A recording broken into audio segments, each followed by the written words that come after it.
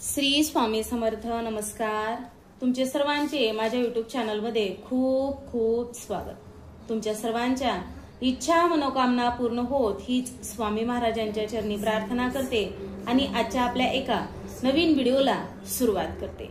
बघा, नवरात्र झालं, दसरा देखील झाला आणि त्यानंतर अगदी सर्वांनाच वेध लागतात ते म्हणजे कोजागिरी पौर्णिमाचे. मग कोजागिरी पौर्णिमा, आता कोजागिरी पौर्णिमा म्हणजे जागृतीचा उत्सव, वैभवाचा उत्सव, आनंदाचा उत्सव, उल्हासाचा उत्सव. या दिवशी चंद्र स्वतःच्या 16व्या कलेने फुललेला असतो. अगदी या दिवशी चंद्र पृथ्वीच्या अधिक जवळ असतो. संपूर्ण वर्षात या दिवसाचा चंद्र सर्वात मोठा असतो. बघा, कोजागिरी पौर्णिमेचा चंद्र अधिक आकर्षक वाटतो. चंद्राचा प्रकाश शांत व शीतलही आहे. एवढेच नाही तर तो उपयोगी व उपकारही आहे, कारण की शेतात पडून असलेल्या धान्याला तसेच अनेक प्रकारच्या औषधी गुणांना पुष्ट करण्यात चंद्राचा फार मोठा भाग आहे. तर बघा, आता पौर्णिमेची रात्र, चंद्राची रात्र सर्वांना आनंद देते. अश्विन शुक्ल पौर्णिमा म्हणजेच कोजागिरी पौर्णिमा.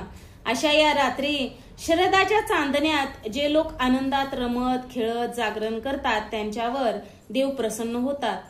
तर आपल्याला या अश्विन शुक्ल पौर्णिमा या दिवशी बघा, रात्री ठीक 12 ते 12:39 या दरम्यान भगवान इंद्र, लक्ष्मी, चंद्र, कुबेर यांचे आपल्याला वर्षातून एकदाच ही म्हणजे कोजागिरी पौर्णिमा सेवा करायची असते.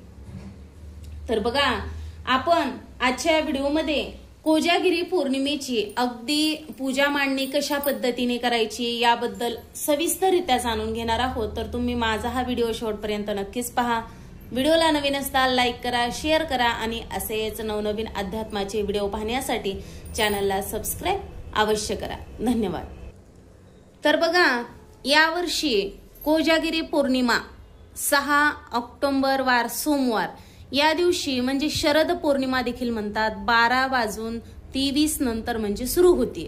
मग आपल्याला बघा, कोजागिरी पौर्णिमा ही सोमवारीच साजरी करायची आहे, कारण की आपल्याला सायंकाळी म्हणजे चंद्राचे पूजन ते रात्री 12 ते 12:30 या दरम्यान करायचे असते. त्यामुळे आपल्याला ही जी पौर्णिमा साजरी करायची ती सोमवारी 6 ऑक्टोबरला या दिवशी साजरी करायची.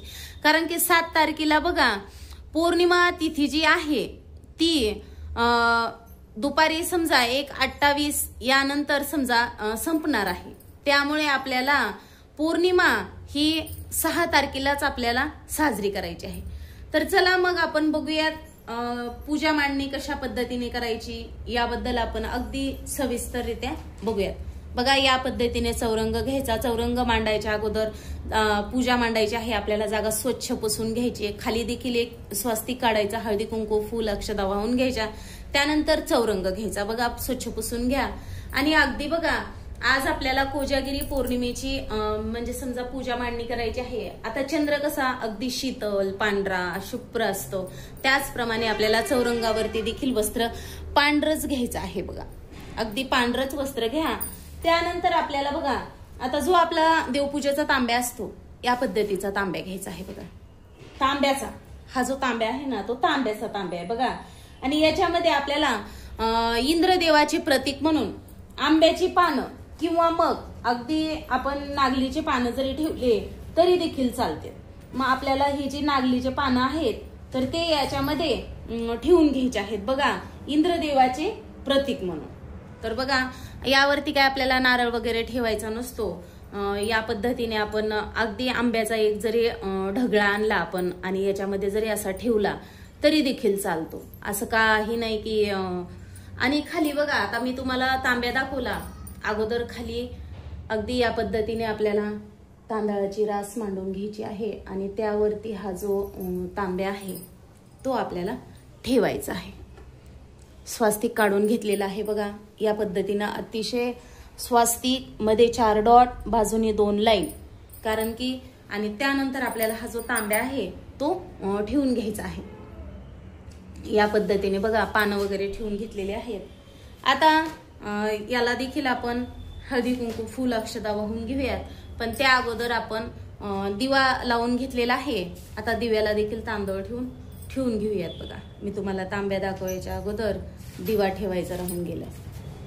हे बघा दिवा लावून घेतलेला आहे. दिव्याला देखील आपण हळदी कुंकू लावून घेऊयात.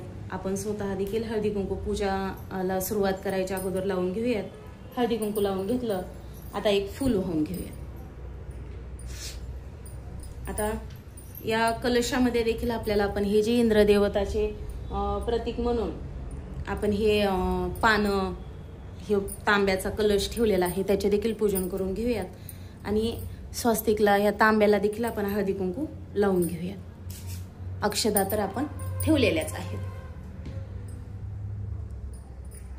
फूल वाहून घेते. आता यानंतर आपल्याला लक्ष्मी स्वरूप तुमच्याकडे असेल तर तुम्ही श्रीयंत्र घ्या, नसेल तर काही हरकत नाही. पण आपल्याला जोडविड्याच्या पानावरती एक सुपारी ठेवून घ्यायची आहे. बघा या पद्धतीने जोडविड्याची पानं घेतली आहेत. त्यावरती देखील बघा आपल्याला अक्षदा ठेवून घ्यायच्या आहेत. आणि अक्षदांवरती आपण ही लक्ष्मी आहे या पद्धतीने आपल्याला लक्ष्मीचं स्वरूप म्हणून ही सुपारी मांडायची आहे. आणि कोजागिरी पौर्णिमेच्या दिवशी लक्ष्मीचे पूजन करायला खूप महत्व आहे. त्यानंतर बघा परत जोडविड्याची पानं घ्यायचेत. आपण आधी मांडणी करून घेऊयात, नंतर पूजा करू, नंतर परत थोड्या अक्षता घ्या. आणि त्यावरती आपल्याला बघा कुबेराचे प्रतीक म्हणून देखील आपल्याला एक सुपारी ठेवून घ्यायची आहे या पद्धतीने. आता माझ्याकडे श्रीयंत्र आहे, मी श्रीयंत्र देखील मांडून घेते. श्रीयंत्र आहे तर श्रीयंत्र मांडून घेते. आणि श्रीयंत्र आहे म्हटल्यानंतर श्रीयंत्र हे माता लक्ष्मीचे आसन आहे. आणि बघा त्याभोवती कमलगट्ट्याची माळ ही असावाच लागते. आता आपण अगोदर बघा माता लक्ष्मीचे देखील पूजन करून घेऊयात. सुपारी ठेवून घेतलेली आहे आपण. आणि कोजागिरी पौर्णिमेच्या दिवशी लक्ष्मीचे पूजन करायला, इंद्रदेवाचे पूजन करायला, कुबेराचे पूजन करायला खूप महत्व आहे. अगदी आपण एक 12 वाजता जरी पूजा मांडून घेतली तरी देखील चालेल. आणि त्यानंतर बघा आता हळदी कुंकू वाहून घेतलं, फूल देखील ठेवून घेऊयात. श्रीयंत्राला देखील हळदी कुंकू वाहून घेते. आता तुमच्याकडे जर कुबेर यंत्र असेल तर तुम्ही कुबेर यंत्र ठेवून घेऊ शकतात. पण माझ्याकडे कुबेर यंत्र नाहीये तर मी आपलं कुबेराचे प्रतीक म्हणून सुपारी घेतलेली आहे. बघा आता इथे बघा आपण ज्याप्रमाणे चंद्र गोलाकार असतो, आता हे तर सर्वांनाच माहिती आहे, त्याच पद्धतीने आपल्याला इथे तांदळाची रास ठेवून या पद्धतीने चंद्र गोलाकार असं काढून घ्यायचं आहे. आणि आपल्याला आपण असं समजायचं की हा आपला चंद्राचे पूजन करतोय तर मग आपल्याला या पद्धतीने आज आपण गोल चंद्र काढून घ्यायचा आहे. या ठिकाणी बघा तुमच्याकडे जर चांदीचा शिक्का असेल तो जरी तुम्ही चंद्र म्हणून ठेवला तरी देखील चालेल. किंवा याच तांदळावरती जरी तुम्ही 1 रुपयाचं नाणं ठेवलं तरी देखील चालेल. बघा कारण की आपण पूजा करणं खूप महत्वाचं आहे. म्हणून आपल्याला होईल तेवढ्या पूजा सेवा करायच्या आहेत. बघा आता बघा आहे आपण इथं ठेवून घेतलेलं आहे. आता आपण चंद्रदेवाचे देखील पूजन करून घेऊयात. आणि त्यानंतर सर्वात महत्वाचं म्हणजे आता ही पूजा केल्यानंतर आपल्याला एक मंत्रपठण देखील करायचे आहे. मी तुम्हाला ते देखील सांगणार आहे. आता ही पूजा मांडणी जी आहे आपण भरीव समजा हा चंद्राचा एक गोल काढून घेतलेला आहे. आणि ही जी मांडणी आहे ते आपण 12 ते 12:30 या वेळेमध्ये तुम्ही कधीही करून घेऊ शकता, तुम्हाला जेव्हा वेळ भेटेल तेव्हा. मात्र त्यानंतर आपल्याला या दिवशीच्या पूजेला नैवेद्य दुधाचा दाखवावाच लागतो. बघा या पद्धतीने आपल्याला ही जी पूजा आहे ती करून घ्यायची आहे.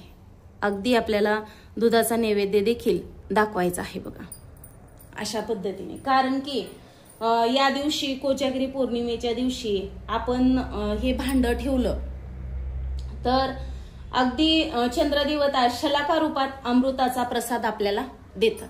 म्हणून आपल्याला बघा या पद्धतीने मांडणी जी आहे ती करायची आहे. नंतर समजा तुम्ही आता ही मांडणी अगोदर करून ठेवली तरी देखील चालेल. किंवा मग 12:30ला अगदी आपण ही पूजा मांडून अगोदर घेतली, मग पूजेच्या आपण पाटासमोर बसायचं. ह्या सर्व देवांना आपल्याला हळदी कुंकू वाहून घ्यायची आहे. बघा फुलं, अक्षदा. आणि आपल्याला काळजीपूर्वक म्हणजे आता सायंकाळी तुळशीपत्र तर काय आपल्याला तोडायला जमणार नाही, मग अगोदरच तुळशीपत्र तोडून घ्यायचं, त्यात एक तुळशीपत्र देखील टाकायचं आहे. आणि अशा पद्धतीने आपल्याला हा जो दुधाचा आहे तो नैवेद्य दाखवायचा आहे. बघा आता सगळ्यात महत्वाचा मंत्र आहे ऋण रोगादी दारिद्र्यम अपमृत्युभय शोक मनस्ताप नाशयंतु मम सर्वदा. अगदी आणि हा जो नैवेद्य आपण दाखवला आहे तो कुटुंबातील अगदी प्रत्येकाने घ्यायचा आहे बघा. आणि ह्या सुपाऱ्या आहेत ना त्या आपण ज्या पद्धतीने आता ज्या महिला महिन्याला पौर्णिमेला घरी सत्यनारायण करतात त्यांना माहितीच असेल, आपण अगदी एका कागदावर नाव टाकून सुपाऱ्या जपून ठेवलेल्या आहेत. त्याच पद्धतीने ह्या सुपाऱ्या देखील आपण जपून ठेवू शकतो. आणि प्रत्येक वर्षी कोजागिरीची पूजा करताना या सुपाऱ्या आपण वापरल्या तरी देखील चालतात. आता सगळ्यात महत्वाचं उच्च कोटीची लक्ष्मी प्राप्तीच्या आपल्याला काही सेवा करायच्या आहेत. त्यात सगळ्यात महत्वाची सांगते बघा तुम्हाला, श्री लक्ष्मी गायत्री मंत्र 108 वेळा, श्री स्वामी समर्थ या मंत्राचा 11 माळी जप करायचा आहे, श्री विष्णू गायत्री मंत्र 108 वेळा पठण करायचं आहे, श्री कुबेर मंत्र आपल्याला हे जे मंत्र आहेत ते प्रत्येक समजा 1 माळ जप करायचा आहे. तसेच 16 वेळा श्री सुक्त पठण, व्यंकटेश स्तोत्र 1 वेळा आणि गीतेचा 15वा अध्याय देखील वाचायचा आहे. समजा तुम्हाला गीतेचा 15वा अध्याय वाचणं शक्य होत नसेल तर तुम्ही कमेंटमध्ये नक्कीच सांगा, मी गीतेचा 15वा अध्याय देखील तुम्हाला श्रवण करण्यासाठी चॅनलला गीतेच्या 15वा अध्यायाचा व्हिडिओ नक्कीच अपलोड करेल. तुम्ही जर तुम्हाला तसा हवा असेल तर नक्कीच एक कमेंट करून सांगा. तसेच बघा हा जो दिवस आहे लक्ष्मी प्राप्तीचा अतिशय म्हणजे महत्वाचा. आता लक्ष्मी म्हणजे काय तर लक्ष्मी म्हणजे श्री शोभा अनेक प्रकारची आहे. गुणलक्ष्मी, लक्ष्मी, वित्तलक्ष्मी, भावलक्ष्मी जागृत माणसाला मिळते. आळशी किंवा जी झोपाळू व्यक्ती आहेत त्यांना लक्ष्मी ओळखू शकत नाही. आता देवी महालक्ष्मी ही परम दयाळू आहे, कृपाळू आहे, हित करणारी आहे. पण या देवीची मोठी बहीण मात्र आपण सर्वच म्हणतो बघा अक्काबाई आहे.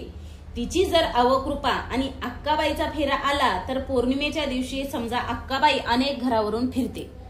कोण झोपले आहे कोण जागे आहे ती बघते, कारण की झोपलेल्या आळशी लोकांवर ती रागवते. पण ते जागरण करतात त्यांना सुख समाधान संपत्ती लाभते. कारण की को जागरती यावरूनच या पौर्णिमेला कोजागिरी हे नाव पडले. आणि याच पौर्णिमेच्या रात्री देवांचा राजा इंद्रही पृथ्वीवर फिरत असतो आणि पूजा कोण करीत आहे किंवा नाही हे पाहत असतो. तो कोजागरती असे विचारतो, यावरून हे नाव रूढ झाले. यावर्षी बघा कोजागिरी पौर्णिमा ही आपल्याला सोमवारी साजरी करायची आहे. आणि तुम्ही म्हणताल आता एवढ्या सेवा करणं कसं शक्य नाही, पण तुम्हाला करायच्याच आहेत. अगदी बघा आपण ज्या पद्धतीने ही पूजा आपण अगोदरच मांडून घेणार आहोत आणि रात्री 12 वाजता आपल्याला हळदी कुंकू वाहून समजा आणि नैवेद्य दाखवून पूजा करायची आहे. अगोदर पूर्वतयारी करून घेतली तरी चालेल.